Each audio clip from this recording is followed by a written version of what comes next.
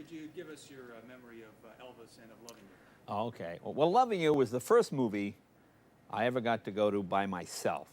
I was 7 years old, and I went to the theater with a friend. I'm not sure parents send 7-year-olds to the theater nowadays, but back then we went to see Elvis. It was Elvis's first color movie, and it was one of those moments. I remember sitting in the theater, and Elvis came on, and there were like older girls, like 12, sitting all around us, just going nuts, screaming. And Elvis is doing the thing. He had a little kerchief around his neck, and he's doing this. And I'm like, oh, man, this is a business to be in. You know, my dad sold insurance, and I thought, well, that's the only business. No, this is a better business, being a movie star, singing rock and roll songs. So from that point on, I was pretty much a diehard Elvis fan.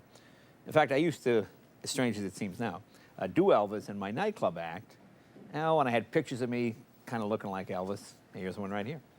And but once Elvis died, I kind of put that away. I felt bad. I really liked him a lot, and I thought he was a cool guy, and it didn't feel right. Somehow it's okay to make fun of the president and all these people, but I couldn't make fun of Elvis, so I put that away. But I always remember him. He was always my all-time favorite. Actually, there was one other time I did Elvis, although Elvis died in '77. In the '80s, I was on the Letterman show, and Dave used to tease me all the time because he knew I did this Elvis bit. So we shot a little Elvis movie, our version of an Elvis movie called Viva Late Night. I even made a poster for it. Here you go. Here's the poster.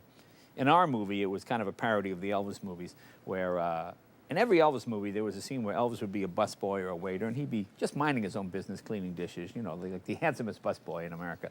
And for some reason, a drunk would go, "Hey, busboy, sing a song." And then Elvis would say, "I don't want to sing no song, clean the dishes." "Well, you..."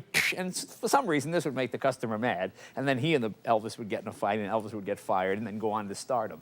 And that was kind of what our little film bit was about. But that was the last time I did it back in the '80s.